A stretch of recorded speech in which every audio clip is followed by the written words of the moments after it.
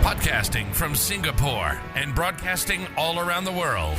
You're listening to the Ignite EdTech Podcast with Craig Kemp, created by an educator for educators and streaming to the world. Now, over to your host, Craig Kemp. Hello and welcome to episode 84 of the Ignite EdTech Podcast. I'm your host, Craig Kemp, and I'm honored to have you join us. As most of you know, I continue to work with the incredibly talented Mark Quinn to improve the final audio quality of this podcast. He has his own podcast production studio that provides editing and mastering services to content creators. To connect with Mark, please see the details in the podcast notes below. Last week, I asked you about portfolios for student learning. Thank you for your thoughts and ideas. This week, I wanted to ask about portfolios for adults and educator learning and development. What do you use, and what are the benefits of using a digital portfolio tool to store, track, and engage with deeper learning for you as an educator? I'd love to hear from you. Please reach out via our Ignite EdTech social streams. I look forward to hearing your responses soon. A tool that has positively impacted the authentic and purposeful use of technology into classrooms and meeting rooms that I have worked in is ClassroomQ. ClassroomQ's mission is to create a classroom where asking for help is easier and more organized than ever before. ClassroomQ is used by teachers all over the world to efficiently organize student questions. The system allows teachers to tend to each individual student's needs without interrupting learning. A site made for teachers, by teachers. With its simple interface, teachers may not see much potential in ClassroomQ at first, but think about that moment when you set the kids loose on a project or learning engagement only to look up and see 15 hands in the air. You'd probably love a little help cutting back on that particular type of classroom chaos. This tool can solve that problem and be an eye-opener for self-reflection. Use the site as an opportunity to help kids build self-confidence by encouraging them to persevere as they wait, maybe figuring out their own answers as they get nearer to the front of the line. Then they can just cancel their place in line, making room for someone else to move up the queue. At the end of the session, export the data to determine which students will need later follow-up to ensure they're grasping concepts and retaining knowledge. A really interesting tool to try in your classroom. Give it a go and give us your feedback so we can shout it from the rooftop. And if you're a ClassroomQ user, please tag us on social media and let us know your why. I highly recommend that you take a look at the link in the description below, classroomq.com. Last week, we talked about digital portfolios for students. If you're interested in learning more, go back and listen to last week's episode. This week, I wanted to talk about digital portfolios for educators. Something that's been important to me for a long time, but isn't always something that's constantly held as a priority when I chat to educators around the world. For me, digital portfolios for educators hold our career and our employability credibility all in one place. If not now, then definitely in the future. The verifiability of the credentials we earn are critical to our future employability and success in the field we pride ourselves in. Education for a long time has been an area that has been slow to catch up on business trends. We see it succeed in the business space and then bring it on board into our schools. Digital portfolios are a good example. As the world moves into credentialing and verifiability of experiences, the education space is yet to move. We've started looking at digital badges and micro-credentialing, but adding the idea of blockchain portfolios to that list scares a lot of people off. I'm sharing this today as it's something that I'm currently working on building inside eduspark as a complementary element to our system. We believe that educators need a place to store, build, verify, and share their learning to the world, a place that becomes the go-to platform for professional learning now and into the future. Not just courses, not just live sessions, not just events or communities of practice, but the ability to build evidence-based portfolios to demonstrate your growth and share that to the world. A portfolio that's owned by you on blockchain and goes where you go, no matter who your employer is. I believe that digital portfolios are the future for educators in order to show, verify, and demonstrate their understanding in a professional landscape, and something that can be all-encompassing when it comes to your personal interests as well. Imagine being able to share your portfolio that's automatically created and crafted with all future employees at the touch of a button without having to spend hours and hours to update, recreate, or build it on your own. That's what's coming, and I'm thrilled to be able to share our vision for the future of educators everywhere. Watch this space. Over the coming months, EduSpark will launch the portfolio space in various ways, shapes, and forms, and I can't wait to take you on this journey with us. I'd love to hear from you to learn more how you're using digital portfolios for your own learning and what you would like to see inside the space in EduSpark to add value to your experience. Please reach out with your ideas and thoughts. Every week, I bring you a short interview with some of my edu heroes, an engaging learning experience with someone who makes a difference in education every day, with a particular focus or angle towards educational technology. This week, I had the pleasure of chatting with Tania Lattanzio. Let's have a listen to the chat. Today, I have the honor of speaking with Tania Lattanzio, who is a long-time connection of mine and inspirational conceptual curriculum and inquiry leader based in Singapore. Tanya is an experienced international educator, previously a teacher, coordinator, and a manager with the International Baccalaureate. She is now Director of Innovative Global Education. In this role, she works as an educational consultant throughout the world, inspiring thousands of educators in their journeys every year. Tanya has some courses on eduspark.world, which are an opportunity to learn with one of the greatest minds in conceptual curriculum and inquiry learning. Tanya, it's a pleasure to have you on the show today. Are you ready to talk about education and technology integration? Yes, I am. Thank you. Thank you for having me. It's an honor. I feel a bit overwhelmed by that introduction, though. So You're so welcome. It's very well deserved. Let's jump straight into it.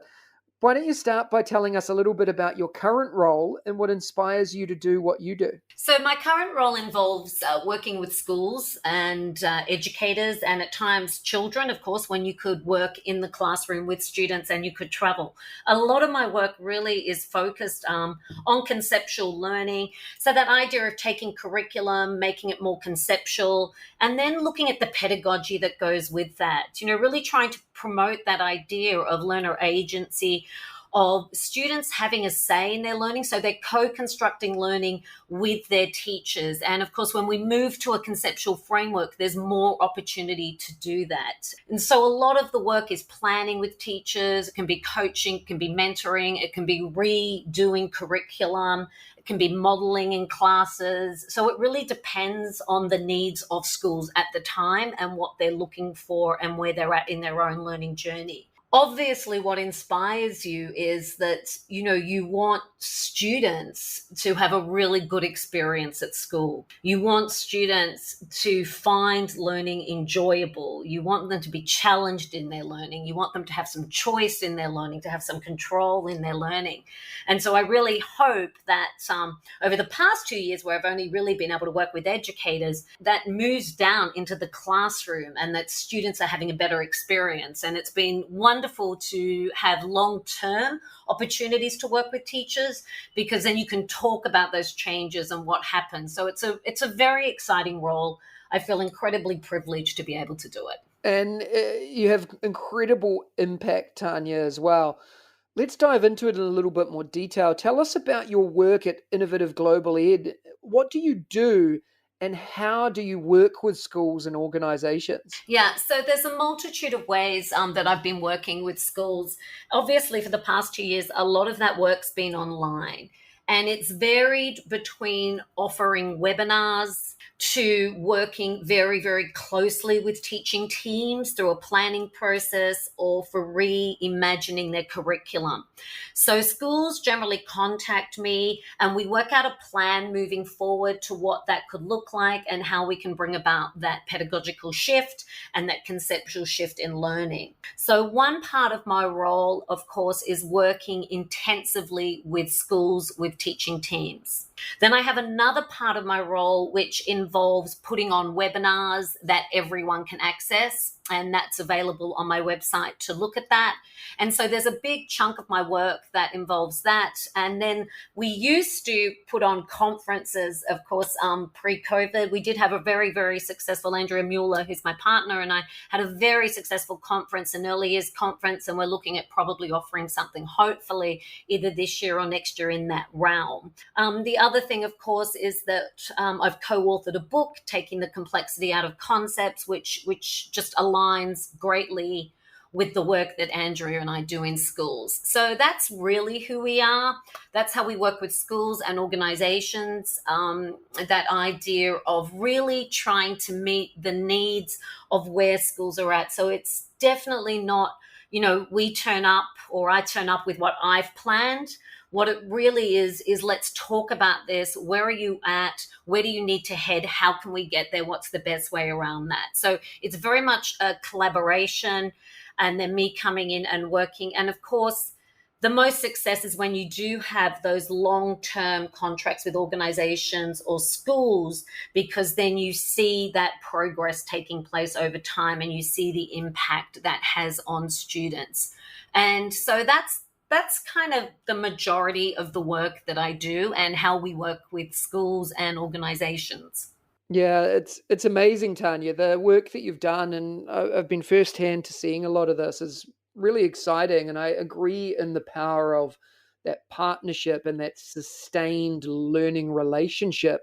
And I guess that's what I'm excited about with EduSpark, and diving into that realm of how we can support schools on a greater, deeper level for that sustained, in-depth transfer of learning that actually impacts that change. Yeah. And you have some courses on eduspark.world. Tell us a little bit about your two courses. One is the Conceptual Inquiry Process course, and then your UDL course with Jennifer Chang-Wattle as well.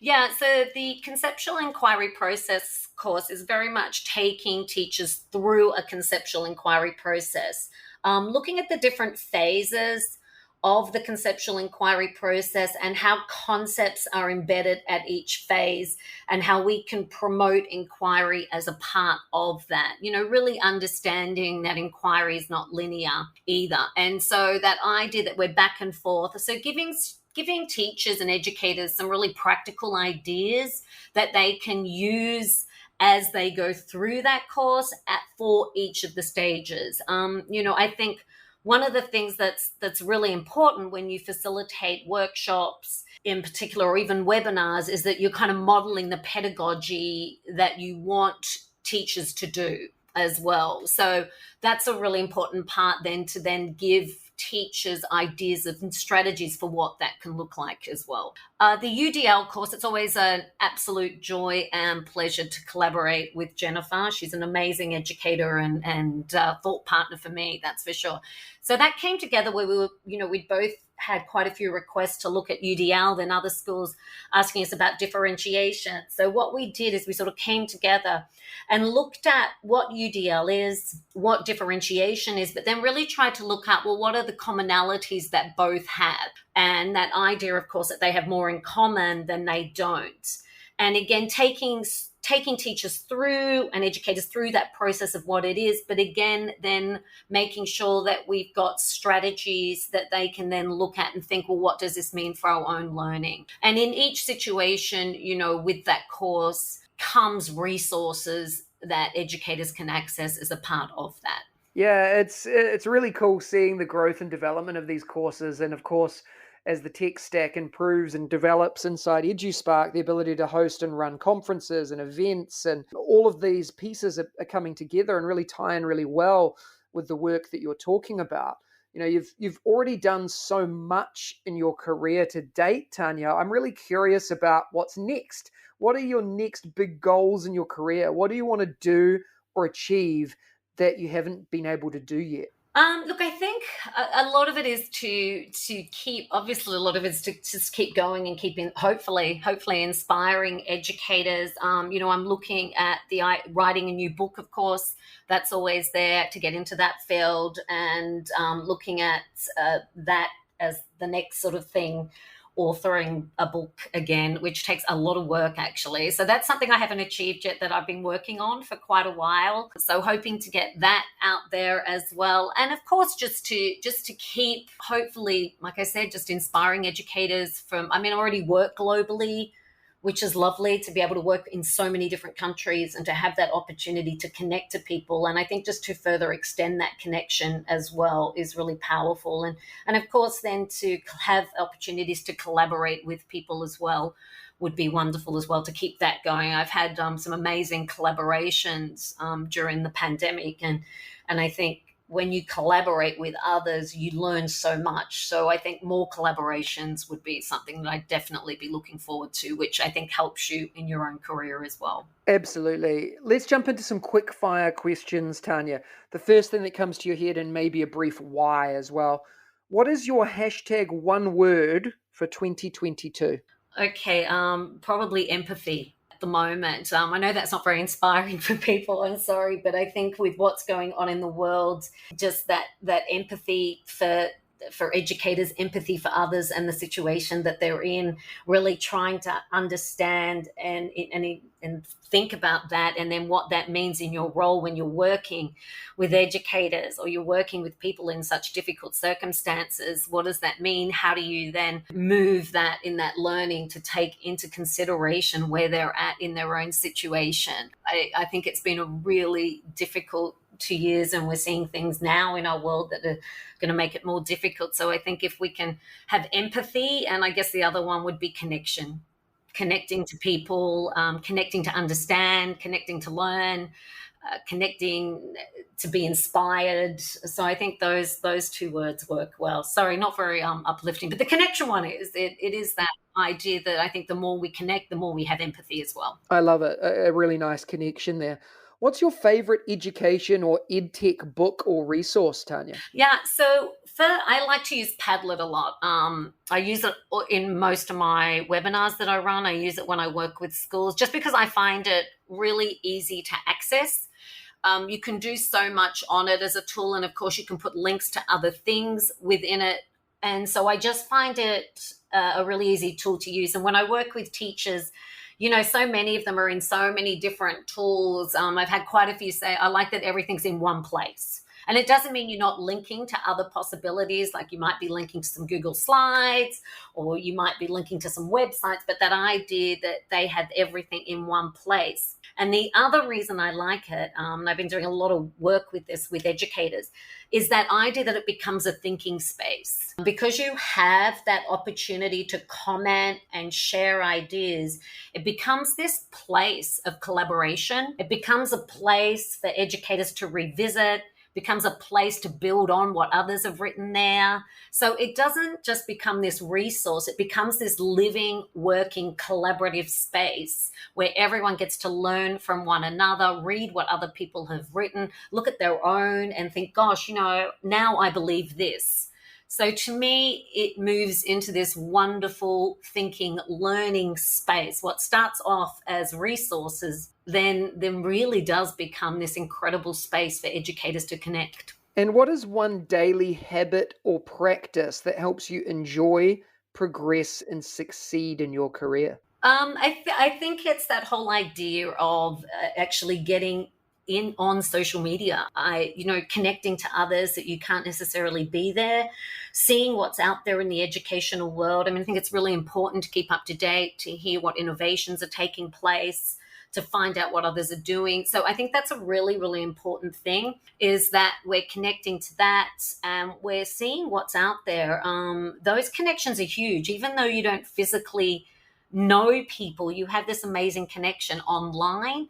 And so to me, I usually start my day sort of having a look at my Twitter feed, seeing what's going on, seeing what's interesting. And I think, it inspires you and it helps you progress because you're seeing what teachers are doing, because you can't get into classrooms at the moment. So it's lovely to see what educators are doing out there and to read what other people are doing. So I think that's a really important thing for me that's helped me, learn from others and collaborate with others in a world where we can't be face to face. Yeah, it's fantastic. And the last thing I really wanted to touch on, Tanya, is your book. And you touched on this briefly at the beginning. I'd love for you to tell me a little bit more about the work as an author, taking the complexity out of concepts and the work that you've done with that. Tell us a little bit about it and why we should jump in and explore it. Yeah, I think the nice thing about the book is that it's also really a handbook for teachers. I mean, it is a book you can pick up, look at, and move away with an idea. But most importantly, that work in that book came out of a lot of research in the classroom with teachers. And so everything that's in there has come from this trial and error with educators. What's working, what's not working. Okay, how can we make this easy? What's another way to do this? And so a lot of the ideas that are in there have come from, really trying and thinking there's got to be an easier way to do this. And that's why it's called Taking the Complexity Out of Concepts. We were just finding that teachers were sort of bogged down in this idea of what it is. And so what we've done is we've created some models for teachers to use to help them develop, for instance, big ideas or central ideas or statements of inquiry or enduring understandings. We've developed models for how you can assess understanding and, also given teachers some real practical strategies to keep the focus on concepts. I think when we really talk about a conceptual framework or conceptual inquiry or conceptual teaching and learning, the concepts need to be at the forefront of that. We want students to transfer and apply their learning. We want them to build understanding. And therefore, we can't do that if concepts just sit there on our wall as something to look at. So what this book does is really put those concepts at the forefront of the learning. And that idea of building understanding and really focusing on that conceptual nature of the learning. So, we're helping students move continually in their understanding. Amazing. Tanya, you've given us so many words of wisdom, so many resources to go and look at and explore. What's the best way for the listeners to follow and connect with you? Yeah, the best way is on Twitter is one at IGE Educators. I'm also on LinkedIn as Tanya Latanzio, and I have a Facebook page, Innovative Global Education. So they're probably the three best ways to follow and connect with me. And of course, people can contact me as well. Brilliant, Tanya. We'll make sure the links to these are in the podcast notes as well. Tanya, thank you so much for your time today. Oh, you're welcome. Thank you for the privilege. It's always a joy to talk to people. And yes, we have known each other for a while, so it's lovely to connect again. Next week, join me for episode 85 of the Ignite EdTech Podcast, when I'm joined by the inspirational Richard Gerver. Want to win a prize? Enter now at bit.ly/edtechwin, and we'll regularly announce winners of incredible prizes. If you enjoyed today's episode, please follow us and share the podcast with your PLN and colleagues. Please remember to spend a few minutes to rate this podcast too on your podcast channel of choice, so we can reach even more educators and edtech enthusiasts globally. Remember, you have the chance to win as well. Check out the links in the description for more, and I'll see you again next week. If you liked today's episode, please don't forget to subscribe so you don't miss another episode. And be in the drawing to win prizes every week. If you know others that would enjoy the show, please hit that share button and brighten their day. Join us again next week for your weekly EdTech hit with @Mr. Kemp NZ. We'll see you again soon.